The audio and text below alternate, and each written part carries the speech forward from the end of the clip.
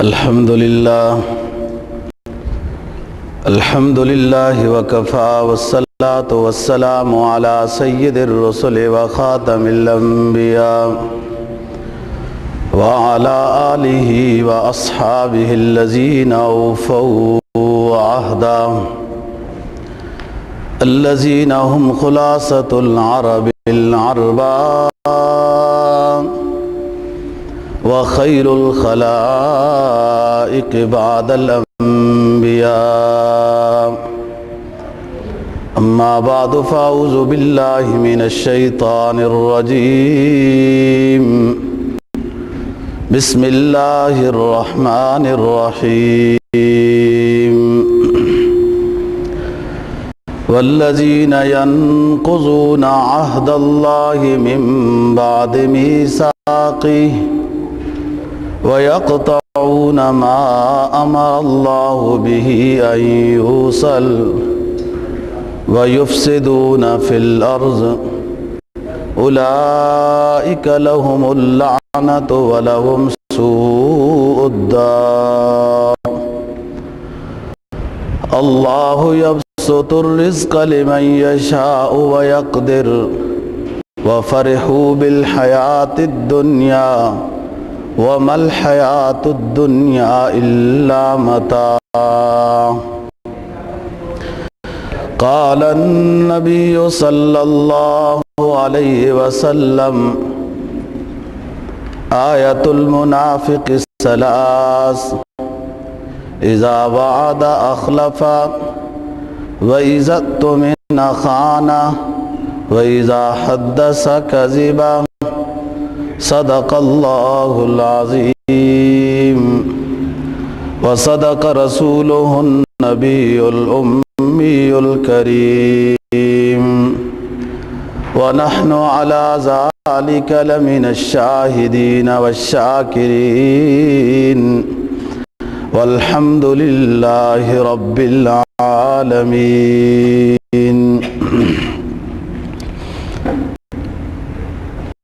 13ویں پارہ سورہ رعد کی 2 آیت کریمہ اور جناب نبی پاک صلی اللہ علیہ وسلم کا ایک فرمان تلاوت کیا ہے، جس کے اندر یہ فرمایا کہ کون بے عقل ہے۔ اسی رکوع کے شروع میں ان لوگوں کا ذکر تھا جو شریعت کی نظر میں عقل مند ہیں۔ آج کی ان آیات میں جو شریعت کی نظر میں بے عقل ہیں ان کا ذکر ہے۔ فرمایا کہ جو لوگ عہد کو توڑ دیتے ہیں، جو اللہ سے عہد کیا ہو یا انسانوں سے جو عہد و معاہدہ ہو اس کو توڑ دیتے ہیں، اور جن تعلقات کو اللہ تعالیٰ نے ملانے کا حکم دیا ہے ان تعلقات کو توڑتے ہیں اور زمین میں فساد پھیلاتے ہیں۔ 3 صفت بیان کی ہے قرآن پاک نے بے عقل لوگوں کی۔ فرمایا اولئک لہم اللعنۃ ولہم سوء الدار، اللہ کی لعنت ہے ایسے لوگوں کے لیے اور برا گھر ہے۔ اللہ یبسط الرزق لمن یشاء ویقدر، اللہ جس کے لیے چاہتا ہے رزق کو خوب فراوانی کے ساتھ اس کو دیتا ہے، اور جس کے لیے چاہتا ہے تو تنگ کر دیتا ہے۔ وَفَرِحُوا بِالْحَيَاةِ الدُّنْيَا، یہ لوگ جو بے عقل ہیں دنیا کی زندگی کے ساتھ خوش ہیں۔ وَمَا الْحَيَاةُ الدُّنْيَا إِلَّا مَتَاعٌ، دنیا کی زندگی کوئی حقیقت نہیں رکھتی مگر تھوڑا سا ساز و سامان ہے۔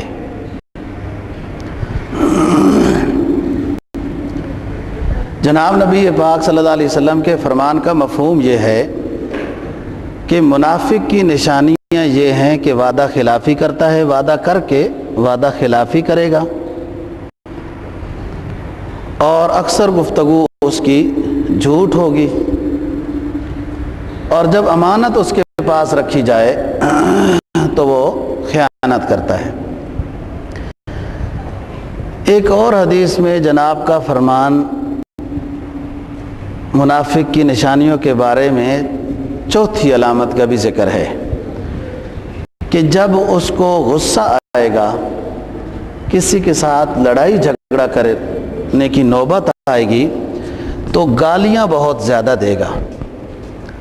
یہ منافق کی علامت، اس میں 3 اور ایک اور روایت میں 4 علامتیں بیان ہوئیں۔ علماء نے لکھا ہے کہ گویا بے عقل لوگوں کی علامتیں 6 ہو گئیں، 3 قرآن کے اندر ذکر ہیں اور 3 حدیث میں ہیں۔ نقض عہد والی قرآن میں بھی ہے اور حدیث میں بھی ہے، تو یہ مشترک ہوئی۔ باقی جو ہے وہ 3 الگ سے رسول اللہ صلی اللہ علیہ وسلم نے بیان کی ہیں اور قرآن پاک نے 3 بیان کی۔ جب انسان کو اللہ تعالی نے پیدا کیا اور پھر اس کے بعد اس کی ہدایت کے لیے انبیاء بھیجے، اور جو انسان ہدایت حاصل کرنے والوں میں ہو گیا، یعنی ایمان لے آیا، تو ایمان لانا سب سے پہلے ایمان والے کا عہد ہے جو اللہ سے کیا ہے اس نے اور اللہ کے رسول کے ساتھ کیا ہے۔ یعنی جو انسان مسلمان بن گیا، کلمہ طیبہ کلمہ شہادت پڑھ لیا، اس نے زندگی میں سب سے پہلا اور سب سے بڑا عہد اللہ اور اللہ کے رسول کے ساتھ کر لیا ہے کہ آپ پر ایمان لایا ہے، لہذا اب جو ضابطۂ حیات یا عبادات، معاشرت، رہن سہن، زندگی کے جو بھی اصول ہوں گے، ایمان لانے کا مطلب یہ ہے کہ اب آپ کے ساتھ عہد ہو گیا ہے، لہذا آپ کی مرضی کے مطابق ہوں گے۔ یہ سب سے بڑا عہد ہے ایمان والے کا اپنے رب اور اپنے پیغمبر کے ساتھ۔ اگر احکام خداوندی کے مطابق زندگی گزار رہا ہے، بنا رہا ہے، فکر میں ہے، رسول اللہ صلی اللہ علیہ وسلم کی سنت کی ترتیب میں کوشش میں ہے، یہ عہد کی پاسداری ہو رہی ہے، اور جہاں کمی ہو وہاں فوراً متوجہ اللہ ہو، اس کمی کو پورا کر لے، دور کرے اپنے اندر اس کوتاہی کو، نقص کو، اچھائی لائے۔ یہ سب سے پہلا اور بڑا عہد ہے، اور ہر شخص اس عہد کا مراقبہ کر سکتا ہے کہ میرا اللہ اور اللہ کے رسول کے ساتھ جو معاہدہ ہے، جو ایمان لایا ہے، اب زندگی سب کچھ ان کے حوالے ہے۔ یہی وجہ ہے، ایک مقام پہ ایک صحابی نے عرض کیا کہ حضرت مجھے آپ کے ساتھ بہت محبت ہے، تو فرمایا کہ سوچ کے کہو۔ وہ پھر کہنے لگا کہ حضرت سوچا ہے، آپ سے بہت محبت ہے۔ فرمایا اپنی جان سے، اپنی مال سے، اپنی اولاد سے، اپنے رشتہ دار سے، والدین سے بھی زیادہ محبت ہے؟ تو پھر سوچ میں پڑ گیا، کہا پہلے تو جان زیادہ عزیز تھی، اولاد زیادہ عزیز تھی، آپ کے سوال کے بعد اب عہد کر لیا ہے کہ جان سے، مال سے، اولاد سے، والدین سے سب سے زیادہ آپ سے محبت ہے۔ تو فرمایا کہ ہاں یہی محبت مقصود ہے، مطلوب ہے، مفید ہے۔ اگر اس میں کمی ہے تو اس کو ابھی پورا کرو۔ اب اس محبت کا مطلب کیا ہے؟ علماء حدیث نے لکھا ہے کہ اس محبت کا مطلب یہ ہے کہ آپ کی محبت ہر حکم کے ماننے میں غالب رہے گی۔ باقی طبی محبت تو ہوگی ان کے ساتھ، لہذا شریعت کو کبھی مال ضرورت پڑے گا۔ اسلام کو یہ آزمائش ہوتی ہے، اسلام اس کے علاوہ بھی سربلند ہو سکتا ہے، لیکن اللہ اپنے ایمان والوں کو آزماتے ہیں۔ اب دیکھیں گے کس سے محبت ہے، مال سے یا شریعت کے حکم سے۔ کبھی شریعت کو جان کی ضرورت ہوتی ہے جہاد کی شکل میں۔ اب یہاں جان زیادہ عزیز ہے یا شریعت کا حکم زیادہ عزیز ہے؟ اگر ادھر روانہ ہوا کہ جان دینے کے لیے تیار ہوں تو پھر سمجھ آ گئی بات کہ اس کو شریعت، اللہ اور اللہ کا رسول زیادہ محبوب ہے، باقی چیزیں اپنی جان وغیرہ یہ کم ہیں۔ یہ ہے مطلب سب چیزوں سے زیادہ محبت ہو اللہ اور اللہ کے رسول کے ساتھ، یعنی کہاں ان کا ماننا ہے۔ والدین سے، اولاد سے، بیوی بچوں سے، رشتہ داروں سے، عزیز و اقارب سے، اپنے ساتھ اٹھنے بیٹھنے والے پڑوسیوں سے محبت طبی محبت ہے، اور وہ طبی محبت پر بھی غالب ہے کہ جب حکم آ جائے۔ اب یہ ہمارا عہد ہے، یہ ایمان والوں کا عہد ہے اللہ اور اللہ کے رسول کے ساتھ۔ لہذا ہر پہلو میں، زندگی کے ہر گوشے میں، ہر حرکت و سکون میں یہ کس کو ترجیح دے رہا ہے؟ اگر اللہ اور اللہ کے رسول اور شریعت کو ترجیح دے رہا ہے تو اس کا مطلب یہ ہے کہ یہ اس عہد کو پورا کر رہا ہے کہ جب ایمان لایا، اس کا مطلب یہ ہے کہ سب کچھ اب شریعت کی بات مانی جائے گی، اپنی سب چیزیں تابع ہیں۔ اور اگر یہاں ٹکراؤ آیا اور شریعت کو کہا کہ پرانی ہو گئی ہے، 1400 سال ہو گئے ہیں، اپنے رسم و رواج یا خواہش نفس کو ترجیح دی ہے، تو یہ عہد شکنی ہو گئی ہے، معاہدے کے خلاف ہو گیا ہے۔ یہ اسلام مذہب عجیب مذہب ہے، کوئی حصہ زندگی کا ایسا نہیں ہے جس میں قرآن و حدیث میں اس کی تعلیمات نہ ہو، معاشرت کی، بیع و شراء کی، چلنے پھرنے کی، اٹھنے بیٹھنے کی، سفر کی، سونے جاگنے کی، کاروبار کی، دفتر کی، نہانے دھونے، لباس کی، ادنا سے ادنا چیز لو، اعلیٰ سے اعلیٰ لو، اسلام میں اس کی تعلیمات موجود ہیں۔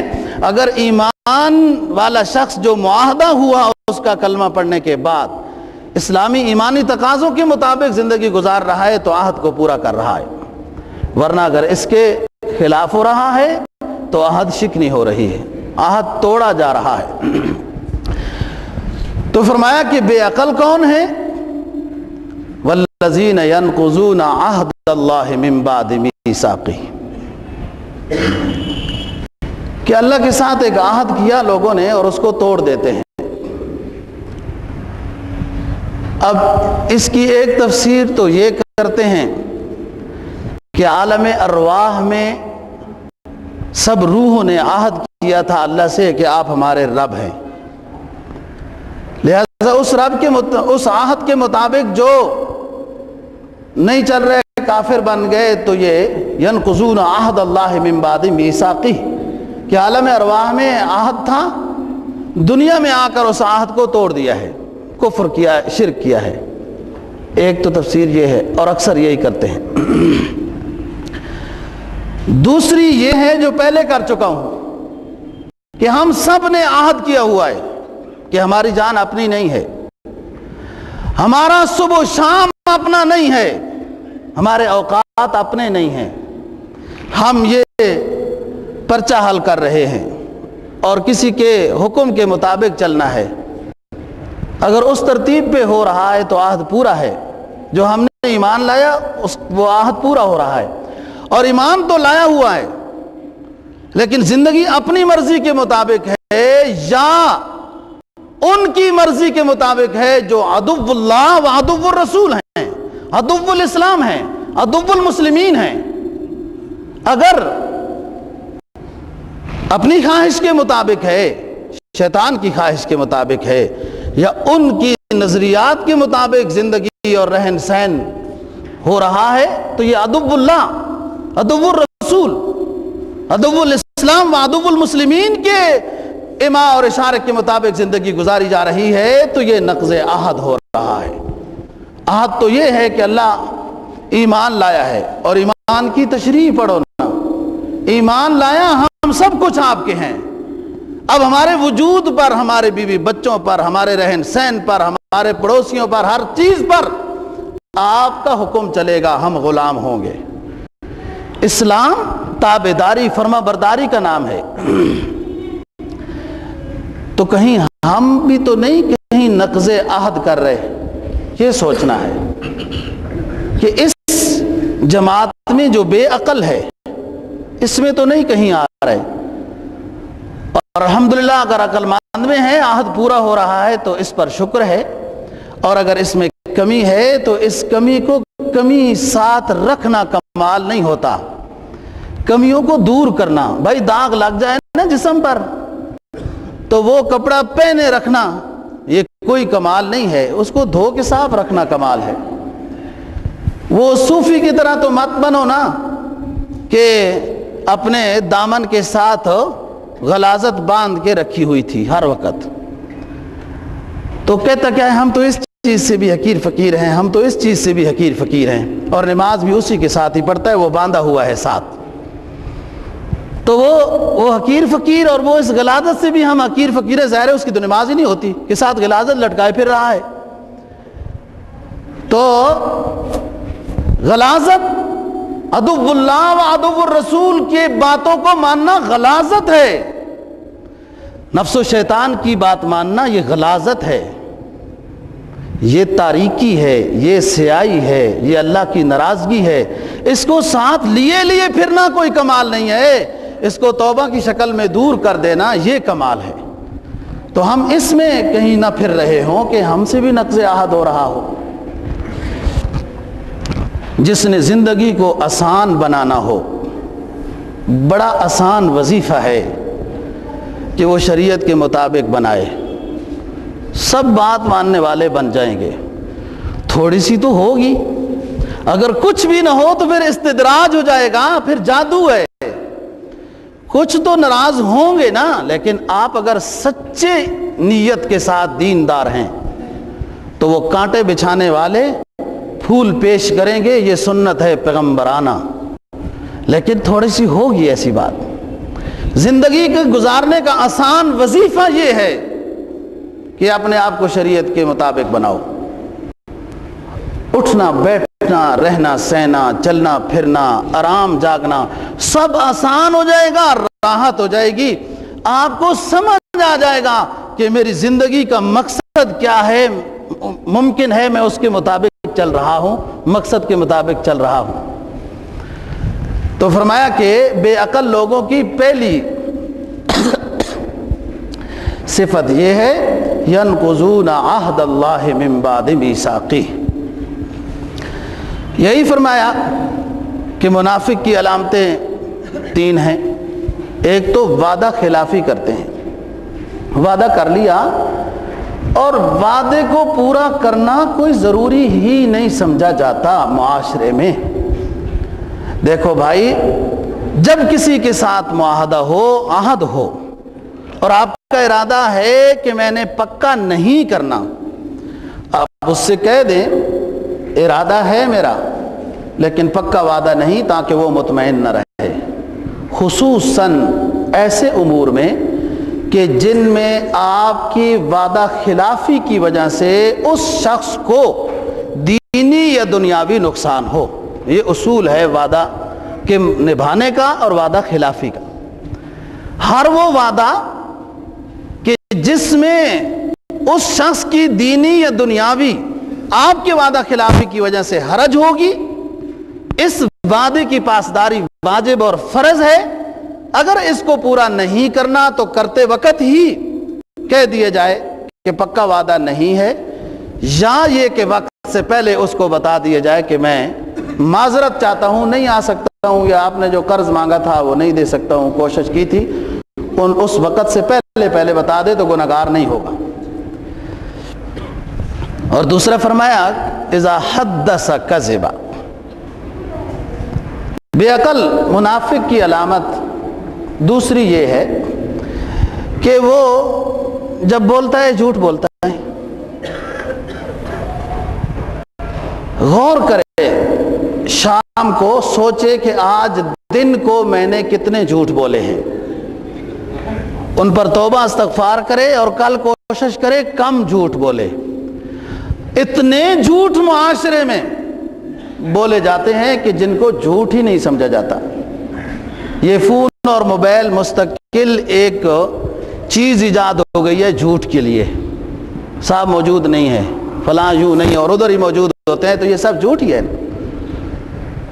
تو منافق کی علامت ہے جھوٹ بولنا۔ سچ بولنے میں نجات ہے، سکون ہے، راحت ہے، ہر لحاظ سے مفید ہے۔ تھوڑا سا وہ ناراض ہو جائے گا، کیا حرج ہے؟ سچ بولنا چاہیے، بات کو گھمانا اور گول مول نہیں کرنا چاہیے۔ تھوڑا سا وہ ناراض ہو جائے گا، کوئی بات نہیں ہے، لیکن بات یہ ہے کہ اللہ اور اللہ کا رسول تو ناراض نہیں ہوگا، اور علامات نفاق میں تو داخل نہیں ہوگا نا۔ اور تیسری بات کہ جب اس کے پاس امانت رکھائی جائے تو وہ خیانت کرتا ہے۔ جب پیسے رکھوا دیے جائیں تو کھا جائے گا، دے گا نہیں۔ اور حدیث میں آتا ہے کہ المجالس بالامانہ، بعض راز کی گفتگو بھی وہ بھی امانت ہوتی ہے کہ جب کہا جائے کہ میں آپ کو کہہ رہا ہوں، آپ کسی کو نہ بتانا، تو یہ وہ عورتوں والی کہانی نہ ہونا کہ ہر کسی کو بتاتا بھی جا رہی ہیں اور کہتی بھی جا رہی ہیں کسی کو نہ بتانا، یہ رازداری ہو رہی ہے۔ تو یہ، اور ایک حدیث میں چوتھی علامت ہے کہ جب یہ منافق شخص کسی سے لڑائی جھگڑا یا غصہ کرتا ہے تو گالیاں نکالتا ہے۔ گالی نکالنا یہ ایمان والے کی شان نہیں ہے۔ ایک حدیث میں جناب نبی پاک صلی اللہ علیہ وسلم کا فرمان ہے کہ کوئی گالی نکالتا ہے اور یہ شخص صبر کرتا ہے، درمیان میں فرشتہ اللہ پاک مقرر کر دیتے ہیں کہ اس کو جواب دیتا رہے، تو ایسا ہے یہ اچھا ہے، تو ایسا ہے یہ اچھا ہے۔ اور اگر اس نے جواب دے دیا تو فرشتہ درمیان میں ہٹ جاتا ہے کہ اب پھر تم نے تو اپنی وہ فضیلت اور مقام خود ہی کھو دیا ہے۔ تو فرمایا کہ بے عقل لوگوں کی علامت یہ کہ ینقضون عہد اللہ من بعد میثاقہ۔ اور دوسرا یقطعون ما امر اللہ بہ ان یوصل، کہ جن امور کو اللہ نے جوڑنے کا حکم دیا ہے بے عقل لوگ ان کا خیال ہی نہیں کرتے، توڑتے رہتے ہیں۔ رشتہ داروں کے یا پڑوسیوں کے، والدین کے یہ حقوق یہ توڑتے رہتے ہیں، ان کا خیال ہی نہیں ہے۔ حضرت ابو بکر صدیق رضی اللہ تعالیٰ عنہ راوی ہیں حدیث کے، فرماتے ہیں کہ جناب نبی پاک صلی اللہ علیہ وسلم نے فرمایا کہ سب گناہوں پر سزا تو ہے، لیکن دو گناہوں پہ اللہ جلدی پکڑتے ہیں، ایک بغاوت کرنے والے شخص کو اور دوسرا قطع تعلقی کرنے والے کو۔ رشتہ داروں کے ساتھ، پڑوسیوں کے ساتھ، اپنے ساتھ کاروبار کی شکل میں شریکوں کے ساتھ، دفتر کی شکل میں شریکوں کے ساتھ وہ بس ناراضگی اور قطع تعلقی، اور یہی اس کا پروگرام چلتا رہتا ہے۔ ہمارے ایک استاد مصر کے تھے، بڑے اونچے اللہ والے بزرگ آدمی تھے، واپس چلے گئے تھے دارالعلوم میں پڑھانے۔ وہ اس وقت ازہر یونیورسٹی 4 سال کے لیے مبعوث کرتی تھی۔ وہ کہتے تھے مجھے یہ بات سمجھ میں نہیں آتی کہ مسلمان سے کیسے لڑتا ہے، یہ سمجھ میں نہیں آتی۔ مسلمان کا کام مسلمان کے ساتھ تو لڑنا ہے نہیں، اگر کسی میں اتنا گرم خون ہے تو جہاد تو ہمیشہ جاری رہے گا، وہ الہ کلمت اللہ کے لیے جہاد کرے، مسلمان کے ساتھ کیوں مسلمان۔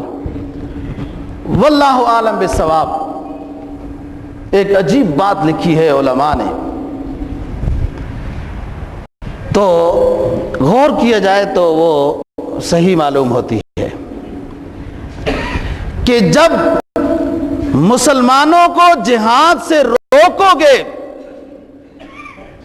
تو یہ آپس میں لڑیں گے، क्यों हर किसी में मादा तो है ना गुस्से का, और गुस्से के मादे को, मुसलमानों के गुस्से के मादे को निकालने का वो हल अल्लाह रब्बुल इज़्ज़त ने बयान किया कि जो कुफ्र तुम्हारे सरों पे दन दनाते फिरें उनके मुकाबले के लिए निकलो।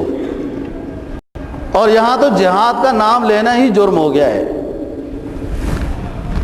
तो जब जिहाद से आले इस्लाम को रोकोगे, खुद भी नहीं करते, करने वालों को भी रोकते हैं और पॉलिसियां लेकर आते हैं, नई नई पॉलिसियां, नए बंदे लेकर आते हैं।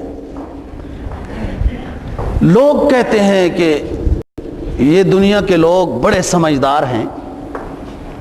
मैं कहता हूं बड़े बेवकूफ हैं, कुछ समझदार नहीं हैं। जो मेरी जिंदगी है उसमें मैंने तीन चार बड़े बड़े शहंशाहों को देखा है। सब यही कर रहे थे कि इस्लाम के नाम लेने वालों को सफ़े हस्ती से मिटाना, ये हमारा मंशूर है। 30 साल तो मैं देख चुका हूं कि अब तक तो इस्लाम के नाम लेने वालों को तुम न मिटा सके। जो अपनी मशीनरी हर तरह की इस्तेमाल कर ली तो इसके बाद कब मिटाओगे? इस्लाम तो मिटने के लिए आया ही नहीं, ये तो आबादियों के लिए आया है, बातिल मिटने के लिए आया है। भाई हर काफिर बादशाह ये मंशूर लेकर आता है कि ये जहां से उठ रहे हैं ना, ये पगड़ियों वाले, ये दाढ़ियों वाले, इनको किस तरीके से दबाया जाए। और यार ये छोटे से लोग हैं। हमारे साहब सदर साहब कहते थे ये 2% हैं। और हजरत जी आप भी 8-9 साल लेकर चले गए तो 2% को न दबा सके, जो बाद में आएंगे वो भी चले जाएंगे, वो भी न दबा सकेंगे। अब नया आया है मंशूर लेकर, पता नहीं क्या कि उसका बाप मुसलमान था और फलान ये था। सबसे बड़ी गद्दारी तो ये है कि जिसका दादा मुसलमान था वो मुसलमान नहीं रहा। ये मुसलमानों का खैर खां कैसे होगा? ये उम्मीद ही गलत है। जब वो अपने साबिका मजहब को ही छोड़ चुका है, फिर खैर खाई की उम्मीद तो हमाकत है। देखा जाएगा, वक्त आएगा तो फरमाया कि यक़तऊन मा अमर अल्लाह बिही अन यूसल, बेअकल कि जिन उमूर को अल्लाह ने जोड़ने का हुक्म दिया है उनको ये तोड़ते हैं। और मुसलमानों का बाहम कता ताल्लुकी और नाराजगी, ये न समझ में आने वाली बात कर रहा था मिस्री उस्ताज मुद्दज़िल्लुहुम की कि मुसलमान को तो अपने भाई के साथ लड़ने की कतन गुंजाइश नहीं। राय में इख्तिलाफ मुमकिन है लेकिन इस पे लड़ाई तो नहीं होती। तो बात ये है कि कहीं इस जुमरे में देखना है कि कहीं हम ही तो नहीं आ रहे। कुफार तो है ही हैं, लेकिन कहीं मुसलमान भी तो कतई ताल्लुकी नहीं कर रहे। हजरत अब्दुल्लाह इब्न उमर रजी अल्लाह ताला अन्हो रावी हैं, फरमाते हैं जनाब नबी पाक सल्लल्लाहु अलैहि वसल्लम ने फरमाया 3 तरह के लोगों से अल्लाह राजी नहीं होगा आखिरत में। एक कता ताल्लुकी करने वाला, दूसरा वालिदैन का नाफरमान, और तीसरा शराब का आदी। अगर तौबा है मुसलमान, तौबा के बगैर आखिरत में चला गए, ये गुनाह करने वाले अल्लाह इनसे राजी नहीं होगा।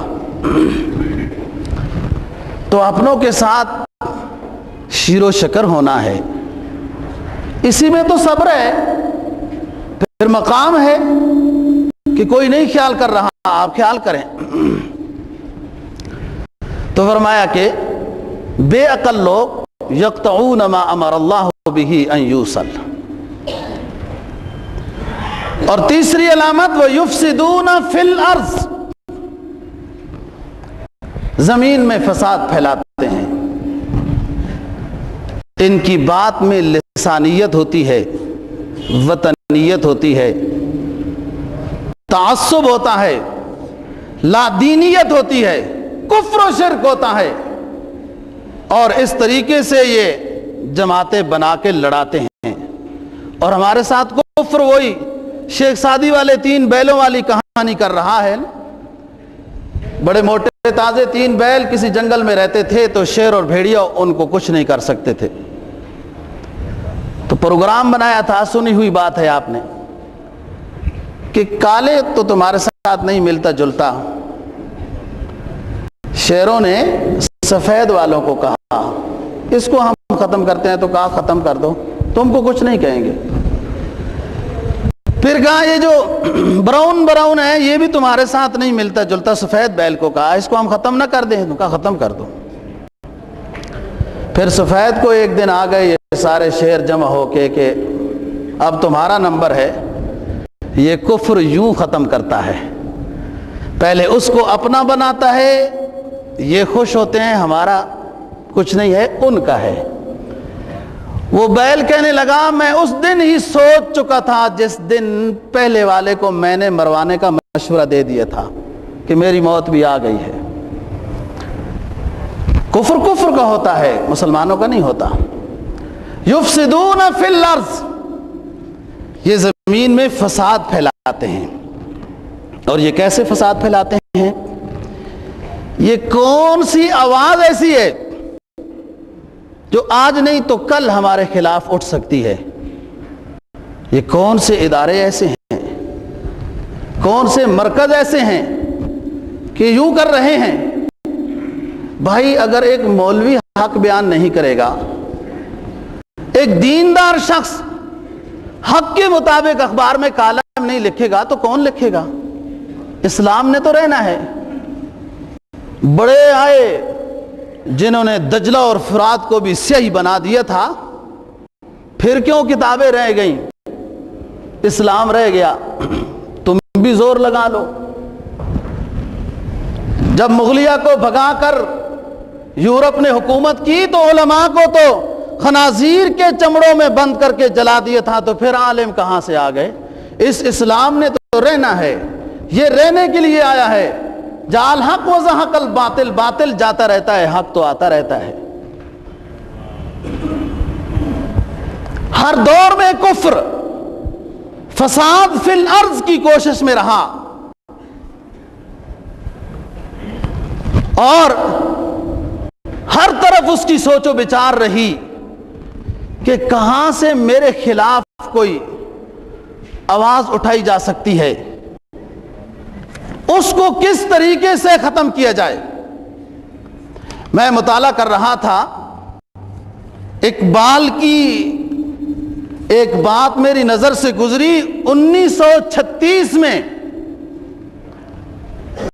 اس نے ایک پیغام دیا کہ ابلیس اپنے ماننے والے سیاستدانوں کو سمجھا رہا ہے کہ تم نے کرنا کیا ہے، ان سے بچنے کے لیے تم نے کرنا کیا ہے۔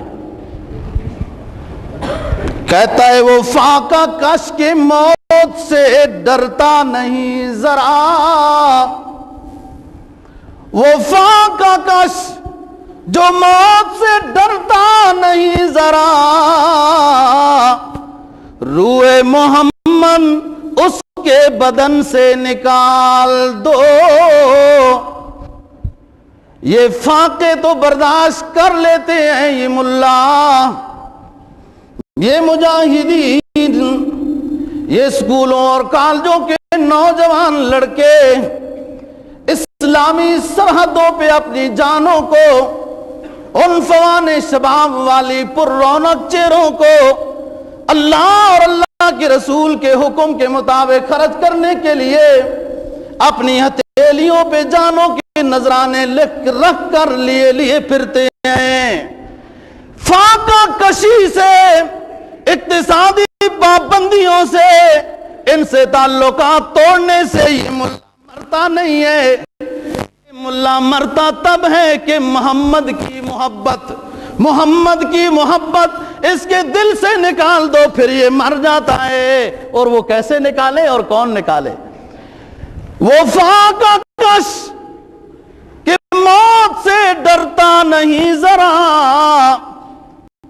روح محمد اس کے بدن سے نکال دو، فکر عرب کو دے کر فرنگی تخیلات، فکر عرب کو دے کر، فکر عرب کو دے کر، او ابو ظبی دبئی میں جانے والوں، فکر عرب کو دے کر فرنگی تخیلات، سیرگاہ بنایا ہے اسلامی ملکوں کو اور ان کے سمندروں کو، اور پھر ہوٹلیں بنائی ہیں، ان کو کہا تمہارے ملک میں اسلامی قانون نافذ ہے، ہم نے فری پورٹ بنایا دبئی کو، وہاں سیر کے لیے آؤ، اور ادھر یورپ کی کنجریوں کو کہا کہ ناچنے کا مناسب انداز ہم نے دبئی میں بنایا ہے، پاکستان میں بنایا ہے، لیکن یہاں ملا ہے، ان سے بچ کے رہنا، یہ خود کش حملے کر دیتے ہیں، ادھر نہ آنا، یہ سمجھ جاتے ہیں یہ ہیں تو گورے لیکن دل کے کالے ہیں، ان کو قتل کر دو، ادھر نہ آنا، دبئی میں جانا، ادھر عربوں کو ہم بھیج دیں گے، تمہارے رقص دیکھیں گے۔ 1936 کی بات یہ مرد درویش کر رہا ہے، کہتا ہے فاقہ کش یہ ڈرتا نہیں موت سے ذرا، روح محمد اس کے بدن سے نکال دو، فکر عرب کو دے کر فرنگی تخیلات، اسلام کو حجاز و یمن سے نکال دو، اسلام یوں نکلے گا، ان پہاڑیوں میں رہنے والے یہ نہیں ڈرتے ہیں فاقے سے، یہ نہیں ڈرتے بڑے بڑے اسٹیکر، مصنوعی اسٹیکر جرنیلوں کے لگائے ہوئے سے، یہ پھر بھی اپنا مشن جاری رکھتے ہیں، اور اگر ان کو ناکام بنانا ہے تو ان کے دل سے محمد کی محبت نکال دو، اور عرب کو تباہ کرنا ہے تو اس کو خوبصورت لڑکیاں نچا کر دکھا دو، فرنگی تخیلات میں عرب کو مبتلا کر دو، جیسے آج دوستوں کر چکا ہے دشمن، کر چکا ہے۔ پھر اقبال کہتا ہے افغانیوں کو کیا کرو گے، یہ نہیں جانتے ہیں وہ تخیلات بھی اور سیر و تفریح بھی۔ کہتا ہے افغانیوں کی غیرت دین کا یہ ہے علاج، یہ ابلیس کہہ رہا ہے نا اپنے ماننے والوں کو، افغانیوں کی غیرت دین کا ہے یہ علاج کہ ملا کو اس کے کوہ دمن سے نکال دو، افغانیوں کی غیرت کو، تب غیرت دینی کو ختم کرو گے تو تب کامیابیاں بنیں گی۔ اور نئے صدر صاحب، امریکہ کے نئے صدر صاحب، نیا منشور لے کر آنے والے صدر صاحب، عراق سے فوجیوں کو نکال کر افغان کے پہاڑوں میں مزید ڈالنے والے صدر صاحب، ان افغان پہاڑیوں میں کامیابیاں کفر کو نہ پہلے کبھی ملی ہیں نہ اب کبھی ملیں گی۔ افغانیوں کی غیرت دین کا ہے یہ علاج کہ ملا کو 1936 میں اقبال کو کیا پتا تھا کہ طالبان کا سربراہ ملا ہوگا، ملا عمر کلندر ہرچ گویا دیدہ گویا، تو اس وقت بھی افغان والے لوگ ملا کو اعزاز کے نام، ملا کا لفظ اعزاز کے طور پہ بولتے تھے۔ کہا ملا کو اس کے کوہ دمن سے نکال دو، جب افغانستان سے علماء کے جنازے اٹھاؤ گے پھر اس کے بعد افغانی عوام پہ تمہاری حکومت چلے گی، لیکن ایسے آج تک تو ہوا نہیں ہے، بعد میں کیسے کرو گے؟ تو بات یہ ہے کہ بے عقل لوگوں کی علامتیں بیان ہو رہی ہیں، اور ہم نے یہ سوچنا ہے کہ ہم بھی کہیں بے عقل لوگوں میں تو نہیں داخل ہو رہے۔ فرمایا اللہ کے عہد کو توڑتے ہیں اور قطع تعلقی کرتے ہیں اور زمین میں فساد پھیلاتے ہیں۔ مسلمان تو زمین میں فساد نہیں پھیلاتا، مسلمان کو تو حکم ہے کسی کے گھر جاؤ تو اجازت لے کے جاؤ، بغیر دوست کے بھائی کے گھر میں بغیر اجازت کے داخلہ مسلمان کے لیے تو جائز نہیں ہے، تو بم برسانا مسلمان کے لیے کیسے جائز ہے اور تلوار چلانا کیسے جائز ہے؟ یہ تو اتنا احتیاط والا مذہب ہے۔ فساد فی الارض کرنے والے یہ ہیں، اور میں کہتا ہوں یہ بے عقل لوگ ہیں۔ کوئی ان کو عقل مند سمجھتا ہوگا؟ کتنا سرمایہ، کتنی مشینری، کتنا اسلحہ، اور اپنی کرنسی ختم کر چکے تو اسلام کو تو ختم نہ کر سکے، تو بے عقلی ہے کہ پھر بھی ایسا منشور بناتے ہیں۔ فرمایا کہ یفسدون فی الارض اولئک لہم اللعنۃ ولہم سوء الدار، کہ یہ لعنت ان پر برستی رہے گی، برا ان کا ٹھکانہ ہے۔ جو شیطانی باتوں کو مان رہے ہیں، رحمانی باتوں کو نہیں مان رہے، لعنت اس پہ ان پہ برستی رہے گی۔ اور شیطانی باتیں قرآن نے بیان کی ہیں کہ جب اس نے بات نہیں مانی تو اللہ پاک نے فرمایا کہ فَإِنَّكَ رَجِيمٌ وَإِنَّ عَلَيْكَ اللَّعْنَةَ إِلَىٰ يَوْمِ الدِّينِ، چلے جاؤ یہاں سے۔ جو بات نہیں مانتا وہ مردود ہو جاتا ہے، ہم ناراض ہو جاتے ہیں اس سے۔ ایک بات نہیں مانی تھی ابلیس نے، مسلمانوں غور تو کیا کرو، ابلیس نے ایک بات نہیں مانی تھی، ویسے تو بڑا عبادت گزار تھا،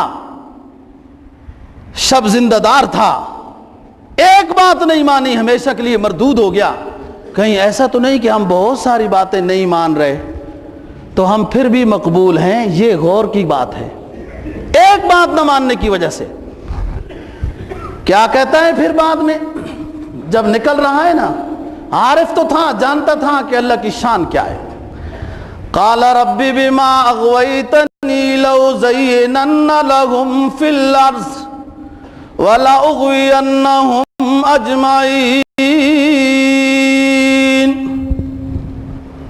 اے رب مجھے تو میرے عمل بد کی وجہ سے آپ نے جنت سے نکال دیا ہے،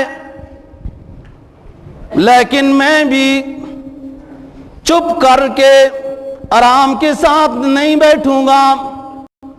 لَأُزَيِّنَنَّ لَهُمْ فِي الْأَرْضِ، میں تیرے ماننے والوں کے سامنے دنیا کو بہار کی شکل میں پیش کروں گا۔ وَلَأُغْوِيَنَّهُمْ أَجْمَعِينَ، اور میں ان سب کو تباہ و برباد کر دوں گا۔ اللہ پاک نے فرمایا الا عبادک، یہ شیطان کا ہی مقولہ ہے، الا عبادک منہم المخلصین، لیکن یہ میرا داؤ، یہ میرا مکر و فریب تیرے نیک بندوں پہ نہیں چل سکے گا۔ اللہ پاک نے فرمایا جی ہاں، قال ھذا صراط علی مستقیم، یہی تو میرا صراط مستقیم ہے۔ شیطان بھی اپنے زور و شکر سے لگا رہے گا میرے بندوں کو گمراہ کرنے میں، رسم و رواج اور ماحول بھی، یورپ کے جگمگاتی ہوئی دنیا بھی، بڑے بڑے ڈالروں کی شکل میں امدادیں بھی ہر دور میں لوگوں کو گمراہ کرنے میں لگی رہیں گی، لیکن ہر دور میں میرے ماننے والوں کی جماعت بھی رہے گی۔ وہ اپنے اپنے خرچے لے کر افریقہ کے تاریک جنگلوں میں بھی گھوم جائیں گے۔ وہ پاکستان والوں، تمہیں نظریاتی ملک اللہ رب العزت نے دیا ہے، اس کی برکت سے اللہ پاک نے اسلام کی نظریات کے چشمے بھی یہاں رکھے ہیں۔ اور میں کہتا ہوں دنیا میں تو گھومنا تھا مکہ اور مدینہ والوں نے، اور دنیا میں بستر اٹھا کر اپنے خرچوں پہ تو گھومنا تھا سعودی عرب والوں نے۔ عرب نے کہ ان کو اللہ نے یہ نوازا تھا کہ ان میں اپنا آخری محبوب پیغمبر بھیجا تھا، لیکن یہ نظریاتی ملک ہے نا اسلام پاکستان ہے، پاکستان والوں کہ اس میں نظریاتی اللہ رب العزت نے چشمے جاری کیے کہ یہ اپنے اپنے وفود کی شکل میں اسلام کی تبلیغ کرنے والے، کبھی علماء کی شکل میں، کبھی طلباء کی شکل میں، اور کبھی تبلیغی جماعت کی شکل میں افریقہ کے تاریک جنگلوں میں بھی پہنچا دیا پاکستانیوں کو، اور یورپ کے جگمگاتے شہروں میں بھی اپنی نظروں کو نیچے رکھنے والے صوفیوں کو بھی پہنچا دیا کہ جاؤ میرے محمد کی تبلیغ کرو، اور تبلیغ کا انداز یہ ہوگا کہ یہ چمکتی ہوئی دنیا کو نہیں دیکھنا، قدم نیچے کر کے جانا ہے۔ فرمایا ہر دور میں کفر اور شیطان رسم و رواج اور اپنا نفس دین سے دور کرنے میں کرانے میں لگا رہے گا، اور ہر دور میں میرے ماننے والوں کی پیاری سی جماعت بھی قائم رہے گی، اور قائم ہے۔ ھذا صراط علیہ مستقیم، کہ آپ گمراہ کرتے رہو، اور یہ اپنے مشن پہ جاری رہیں گے۔ یہ عجیب بات ہے، یہ فاقہ کش موت سے ذرا بھی نہیں ڈرتا۔ ذرا کیوں؟ اس لیے کہ زندگی اس کی اپنی ہے ہی نہیں، اس کو پتہ ہے مر جانے کے بعد تو احساس ہی احساس ہے، دکھ یہاں ہے۔ ڈرے موت سے وہ جس نے دنیا کو بنایا ہو، جس نے دنیا میں دل لگایا ہو، جس نے 24 گھنٹوں میں 1 گھنٹہ اپنے نفس کو بھی نہیں دیا کہ آرام دے دوں، وہ ڈرے نا موت سے۔ یہ ملا کیوں ڈرے موت سے؟ اس نے تو اپنے لیے زندگی لی ہی نہیں۔ قرآن نے ایک اور مقام پہ شیطان کا تبصرہ آخرت کے لحاظ سے جو کیا ہے وہ کیا کہ آخرت میں شیطان کے ماننے والے لوگ شیطان کو کہیں گے کہ تمہاری بات مان رہے تھے، شیطان ہوتا کون ہے؟ اللہ اور اللہ کے رسول کے علاوہ جو راہ ہے وہ شیطان کی ہے۔ وہ ضروری نہیں ہے کہ کوئی ووٹ لے کر سامنے آئے، جو اللہ اور اللہ کے رسول کے علاوہ راستہ ہے، نظریہ ہے، پروگرام ہے، جو کچھ بھی ہے، عبادات کا ہو، معاشرت کا ہو، بینک کا ہو یا گھر کا ہو، وہ سب جو اللہ اور اللہ کے رسول کے علاوہ نظریہ دے رہا ہے وہ شیطانی ہے۔ وہ لوگ کہیں گے شیطان کو کہ کچھ کرو نا، تمہاری مان کر چل رہے تھے۔ وقال الشیطان لما قضی الامر ان اللہ وعدکم وعد الحق ووعدتکم فاخلفتکم۔ 13واں پارہ سورہ رات۔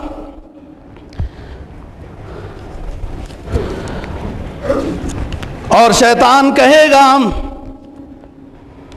لما قضی الامر، جب فیصلے ہو گئے میدان حشر میں جنتیوں کے لیے جنت کے اور جہنمیوں کے لیے جہنم کے فیصلے ہو گئے۔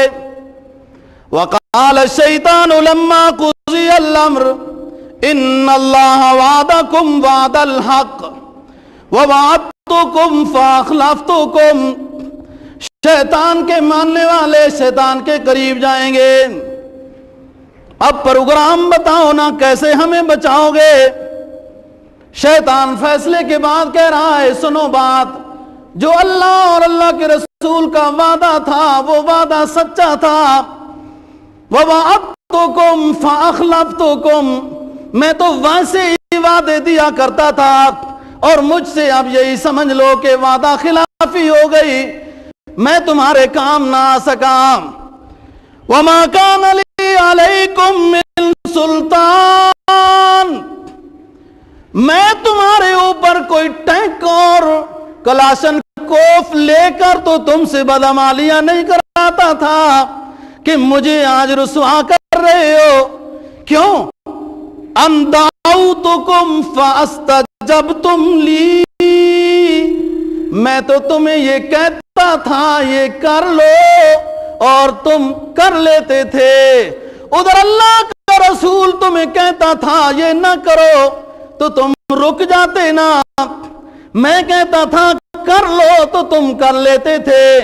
میرے پاس آ کر اپنا وقت ضائع نہ کرو، جاؤ तलूमूनी वलूमू अनफुसकुम, मुझे मलामत न करो, अपने आप को मलामत करो। मा अना बिमुस्रिखिकुम व मा अंतुम बिमुस्रिखी, मैं तुम्हें नहीं छुड़ा सकता हूं और तुम मुझे नहीं छुड़ा सकते हो, बस जाओ अपना अपना काम करो। इन्नी कफरतु बिमा अशरकतुमून, बस इतनी बात हो गई, मैंने अपने मिशन में तुम्हें शरीक किया था और आज तुम्हारी शिरकत से रूगिरदानी कर रहा हूं, दूर जा रहा हूं, बस इतनी ही बात है। तुम उस वक्त मेरे बने, मैं तुम्हारा बना, आज मैं तुम्हारा नहीं बन सकता हूं, बस दूर जाओ।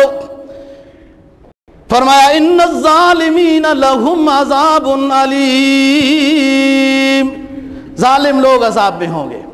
तो फरमाया कि 3 नक्ज़े बेअक़ल लोगों की अलामतें, नक्ज़े आत, क़तअत की फसाद फिल अर्ज़, और अलैहिमुल्लाना सूउद्दार, कि इन पर लानत, बुरा ठिकाना।